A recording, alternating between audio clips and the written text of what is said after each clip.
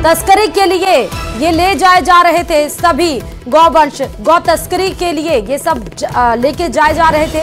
उस दरमियान पुलिस ने कार्रवाई की और गौवंशों से भरी एक ट्रक को बरामद किया है। 2 किलोमीटर दूर तक ट्रक का पीछा कर पकड़ा गया है, लेकिन इस बीच में अंधेरे का फायदा उठाकर गौ तस्कर मौके से भाग उठे। दिल्ली मुंबई एक्सप्रेसवे पर गौ तस्करों पर कार्रवाई की गई। गौरक्षकों और पुलिस की संयुक्त कार्रवाई में गौवंशों को राजगढ़ स्थित भौरंगी धाम गौशाला में छोड़ा गया। और ज्यादा जानकारी के साथ संवाददाता नितिन इस खबर पर जुड़े हुए हैं। नितिन, एक बार फिर गौ तस्करों पर पुलिस का एक्शन देखने को मिला, क्या कुछ जानकारी? जी, दिल्ली मुंबई एक्सप्रेस की ये घटना है। इस दिल्ली मुंबई एक्सप्रेस पर जो गो तस्करी की जो घटनाएं हैं, गोवंशों को लाने ले जाने का जो सिलसिला है वो थमने का नाम नहीं ले रहा है। लगातार गोरक्षक और पुलिस की जो संयुक्त की जो कार्रवाई है वो की जा रही है। और देर रात को भी गोवंशों से भरे ट्रक को गोरक्षकों ने और पुलिस ने पकड़ा है और गो तस्करी के लिए गोवंशों को ले जा रहे थे। और ट्रक में जो तिरपाल बांधकर इन्होंने जो है 24 गोवंश अंदर भरे हुए थे उनको पकड़ा है। उसके बाद में इनको राजगढ़ स्थित भौरंगी धाम गौशाला में पहुंचाया है। वहीं गो तस्करों का जो है पीछा किया गया है 2 किलोमीटर गाड़ी लगा के, और लेकिन अंधेरे का फायदा उठा के गो तस्कर फरार हो गए थे। लेकिन इस तरह का जो सिलसिला है वो थमने का बिल्कुल नाम नहीं ले रहा है। गो तस्कर जो है लगातार गोवंशों को ले जा रहे हैं और आए दिन गोवंशों को ले जाके, क्योंकि कारण ये है कि ये जो हाईवे है लगातार यहाँ से सीधा हरियाणा, दिल्ली सब जगह निकल रहा है। लेकिन सर्दियों के मौसम में गो तस्कर लगातार सक्रिय है।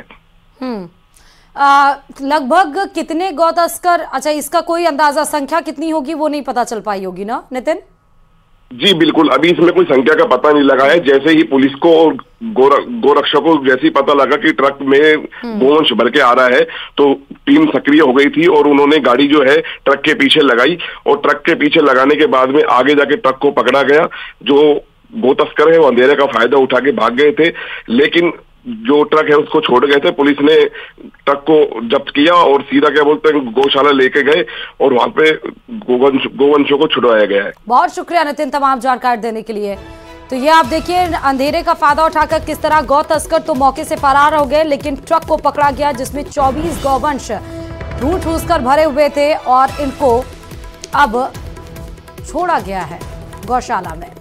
और चलिए अब बात कोटा से कर लेते हैं। कोटा में हैंगिंग ब्रिज के पास तस्कर पर कार्रवाई करने गई केंद्रीय नारकोटिक्स ब्यूरो की टीम पर हमला हो गया है। दरअसल नया गांव टोल प्लाजा पर सीबीएन की टीम की घेराबंदी के दौरान तस्कर ने जीप से सीबीएन की गाड़ी को 2 बार से अधिक बार टक्कर मारी।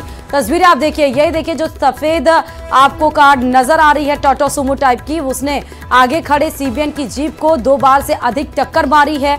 और टक्कर मारने के बाद मौके से भागने की कोशिश भी की गई, लेकिन इस दरमियान सीबीएन की टीम ने मुस्तैदी से 2 तस्करों को पकड़ लिया। टीम ने जीप से 911 किलो से ज्यादा डोडा चूरा भी जब्त किया है। ये सीसीटीवी फुटेज टोल नाके की ये तस्वीर है, वहां पर लगे सीसीटीवी कैमरास में कैद हुई है। उसके बाद से ये तस्वीरें निकलकर सामने आई।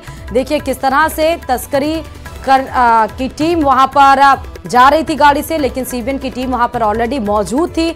ये गाड़ी आती है, सीबीएन की गाड़ी को 2 बार से ज्यादा टक्कर मारती है, मौके से भागने की कोशिश करती है, लेकिन धड़ दबोचा जाता है 2 तस्कर को। ज्यादा जानकारी के साथ संवाददाता ओम प्रकाश जुड़ चुके हैं। ओम प्रकाश, तस्करी करने वाले तस्कर हालांकि मौके से पकड़े गए हैं, क्या कुछ जानकारी है इसमें? देखिए, एमपी के नारकोटिक्स डिपार्टमेंट की ये कार्रवाई थी। कोटा से बदमाश गुजर रहे थे, उसकी सूचना के बाद नारकोटिक्स विभाग ने यहाँ टोल नाके के पास जब दबिश दी तो बदमाशों ने, जो तस्कर थे, उन्होंने नारकोटिक्स डिपार्टमेंट के अधिकारियों की गाड़ी को कुचलने का प्रयास किया, जानलेवा हमला करने का प्रयास किया। और दिल दहलाने वाली इन तस्वीरों के बाद कहा जा सकता है कि बदमाशों में कितना दुस्साहस है, कितना जो है खाकी पग के प्रति जरा सा भी उनको खौफ नजर नहीं आ रहा है। वो किसी भी स्थिति में वहां से भागना चाह रहे थे, हालांकि क्योंकि टीम मजबूत थी, बहुत सारे अधिकारी और कर्मचारी थे और वहां पूरी तरह से नाकाबंदी कर दी थी। इस दौरान 911 किलो जो है डोडा चूरा के साथ दोनों बदमाशों को हालांकि गिरफ्तार कर लिया और एमपी इलाके में वहां पहुंच गई है पुलिस। अब उन जो बदमाशों को गिरफ्तार किया उनके खिलाफ कई गंभीर धाराओं में भी मुकदमा दर्ज करने की तैयारी है। हालांकि जो है अवैध मादक पदार्थ के खिलाफ